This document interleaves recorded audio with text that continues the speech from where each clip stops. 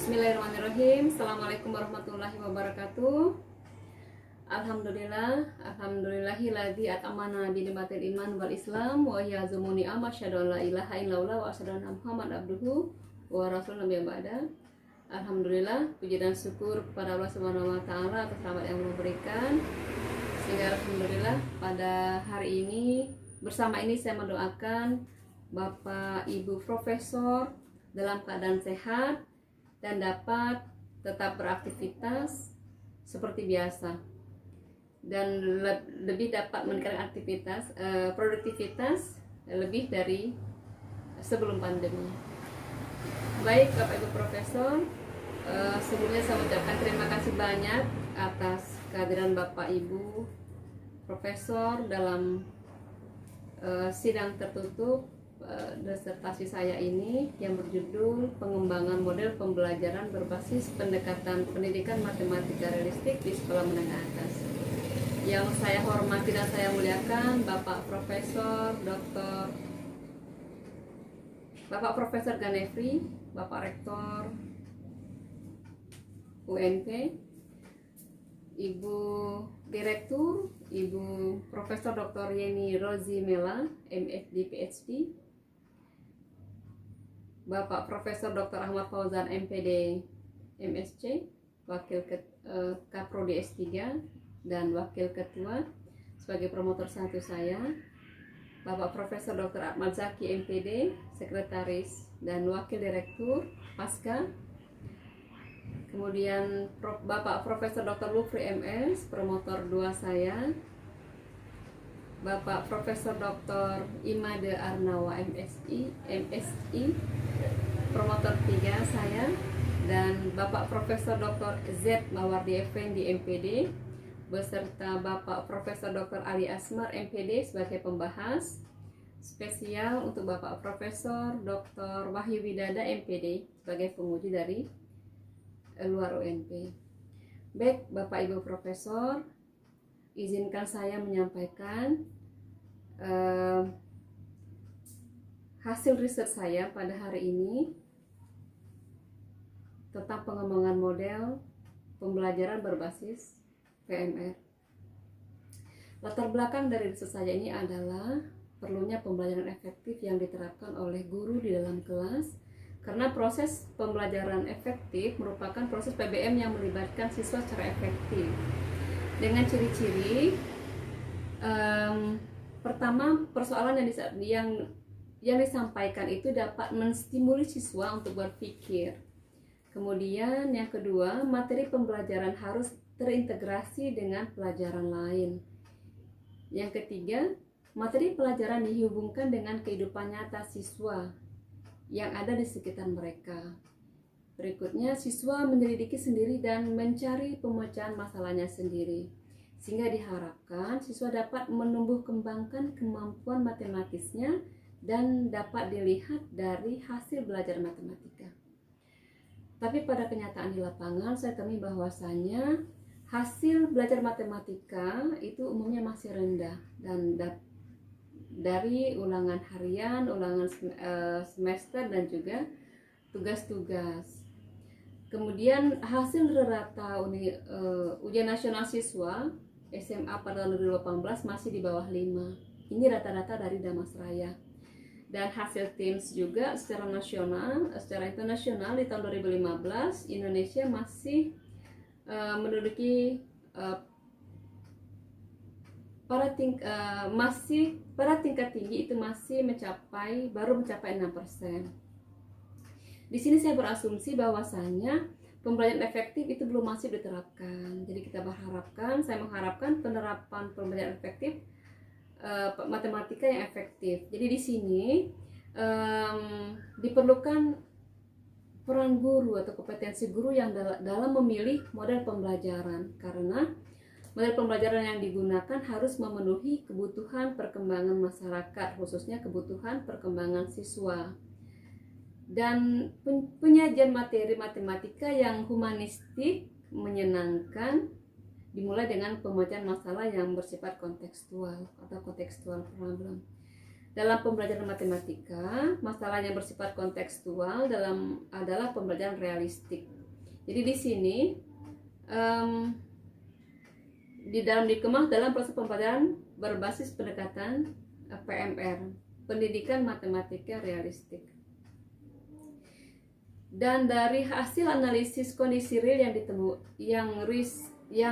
dan temuan riset sebelumnya, memang ada beberapa masalah dalam pembelajaran matematika yang perlu dicarikan solusinya, baik masalah model atau pendekatan pembelajaran yang digunakan maupun hasil pembelajaran yang diharapkan, yaitu penerapan pembelajaran efektif dan meningkatkan hasil belajar siswa. Dan di sini untuk mengatasi permasalahan ini, guru diharapkan dapat menerapkan model pembelajaran berbasis pendekatan PMR ini. Dan pendekatan matematika yang bersifat realistik ini sesuai dengan perubahan paradigma pembelajaran, yaitu dari paradigma teaching ke paradigma learning. Dan di sini realistik dalam hal ini dimaksudkan tidak hanya mengacu pada masalah yang bersifat realistik semata, tetapi pada sesuatu yang dapat dibayangkan oleh siswa. Adapun rumusan masalah, yang pertama itu adalah bagaimana proses pengembangan model pembelajaran berbasis pendekatan PMR untuk siswa SMA, dan bagaimanakah validitas, praktikalitas, dan efektivitas model pembelajaran berbasis pendekatan PMR untuk siswa SMA. Tujuan pengembangan pertama itulah mendeskripsikan proses pembelajaran model pembelajaran berbasis pendekatan PMR untuk SMA, dan menghasilkan model pembelajaran yang valid, praktis, dan efektif, sehingga dapat membantu menumbuh kembangkan kemampuan matematis siswa yang dilihat dari hasil belajarnya. Landasan teori yang pertama itu adalah pembelajaran kontekstual. Menurut Istiqomah, pembelajaran kontekstual merupakan konsep belajar yang membantu guru mengaitkan antara materi pembelajaran dengan situasi dunia nyata siswa, yang mendorong siswa membuat hubungan antara pengetahuan yang dimilikinya dengan penerapannya dalam kehidupan mereka sehari-hari.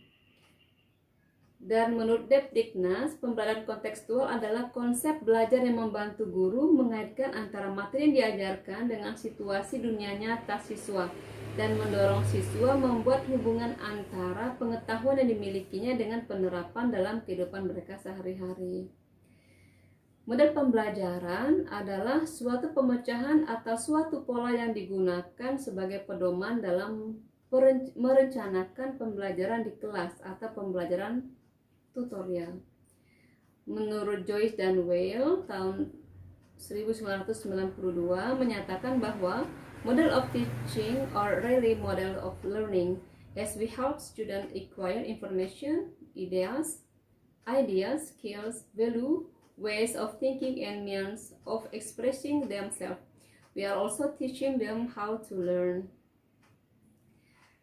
Joyce dan Weil mengemukakan 5 unsur penting yang menjadi syarat dalam model pembelajaran. Kelima komponen itu tersebut adalah adanya sintaks. Sintaks merupakan urutan aktivitas atau fase atau langkah-langkah dalam pembelajaran. Yang keduanya sistem sosial, yaitu uraian peranan dan hubungan pendidik guru dengan peserta didik atau siswa, serta aturan-aturan yang mendasarinya. Yang ketiga, prinsip-prinsip reaksi, yaitu menjelaskan bagaimana seorang guru menghargai, menempatkan, dan merespon apa yang dilakukan oleh siswa. Yang keempat, sistem pendukung, yaitu perangkat-perangkat yang mendukung terlaksananya pembelajaran. Yang kelima, efek instruksional dan pengiring, dampak pengaruh langsung atau direct, hasil belajar, dan yang tidak langsung indirect, keterampilan yang dialami peserta didik dan saat penerapan model pembelajaran.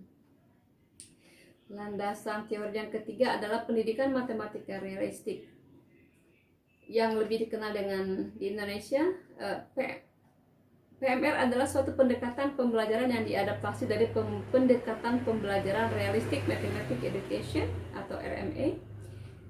RME menurut Grave Major merupakan teori belajar mengajar dalam pendidikan matematika. Teori RME pertama kali diperkenalkan dan dikembangkan di Belanda pada tahun 1970 oleh Institut Prudental. Teori ini mengacu pada pandangan Prudental tentang matematika, yaitu mathematics must be connected to reality and mathematics as human reality.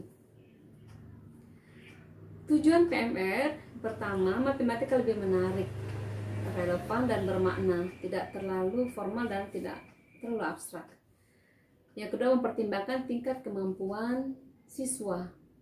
Yang ketiga, menekankan belajar matematika pada learning by doing. Yang keempat, memfasilitasi penyelesaian masalah matematika dengan tanpa menggunakan penyelesaian algoritma yang baku. Yang kelima, menggunakan konteks sebagai titik awal pembelajaran matematika. Berikutnya adalah kualitas model pembelajaran. Indikator yang digunakan untuk menyatakan kualitas model pembelajaran pada penelitian ini adalah kevalidan atau kesahihan model pembelajaran ditentukan dari hasil penilaian pakar atau expert review terhadap prototipe yang dikembangkan.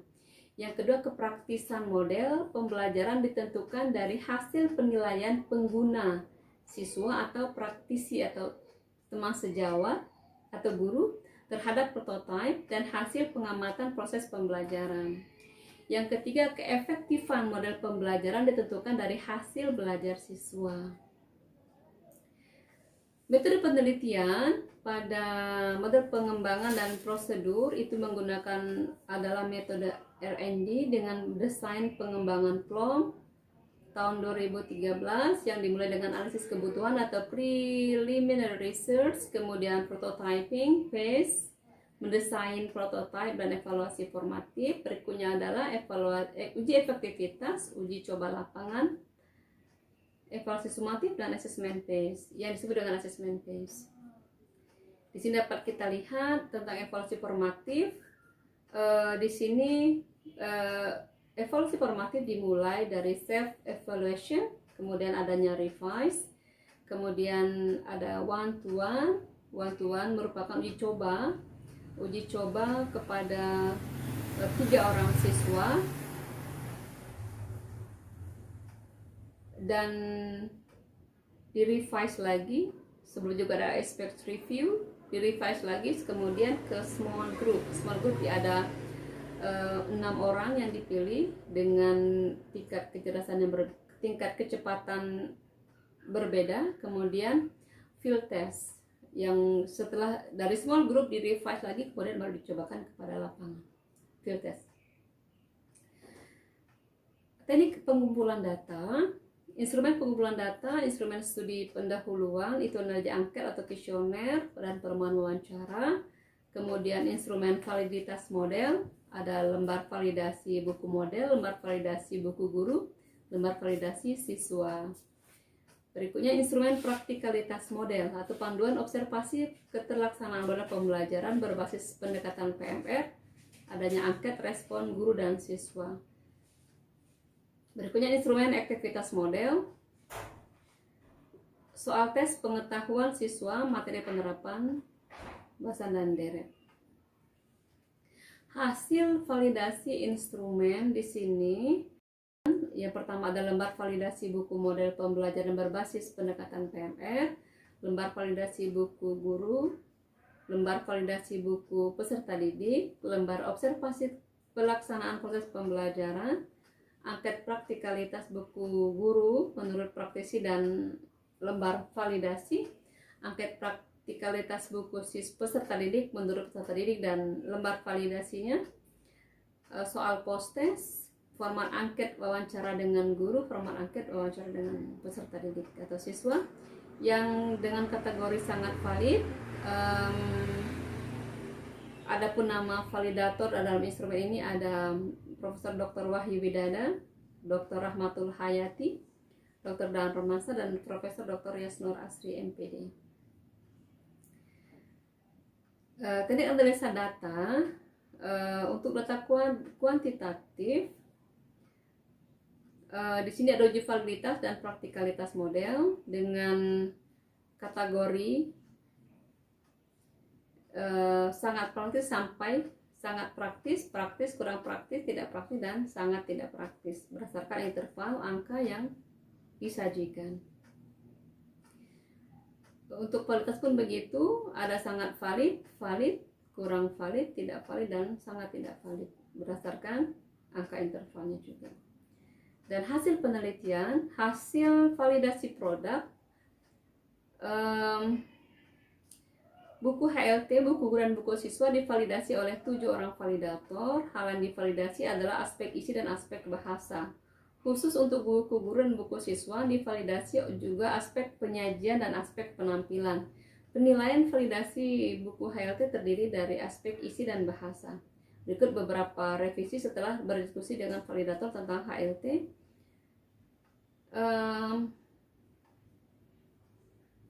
Hasil revisi, aspek yang nilai adalah isi dengan rata validitas itu adalah 4,17 dan bahasa adalah 4,04. Nilai validitas HLT rata-ratanya itu adalah 4,11 yang dengan kriteria sangat valid. Jadi berdasarkan tabel ini diketahui nilai validitas HLT secara keseluruhan adalah 4,11 dengan kategori sangat valid. Hasil validasi buku guru dan validator oleh validator dapat dilihat pada tabel berikut.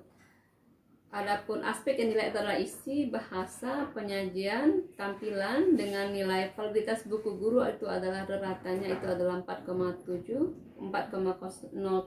dengan kategori sangat valid. Hasil validitas buku siswa dapat dilihat pada tabel berikut, yaitu aspek nilai berupa isi, bahasa, penyajian, dan tampilan dengan nilai validitas dengan rata-rata nilai validitas buku siswa itu adalah 4,07 dengan kategori sangat valid. Hasil praktikalitas produk. Hasil uji praktikalitas desain pembelajaran topik penerapan belasan dan deret berbasis PMR oleh siswa dapat dilihat pada tabel berikut. Yang pertama, tahap one-to-one. Nilai itu adalah petunjuk, senang, manfaatnya, penampilan bahasa.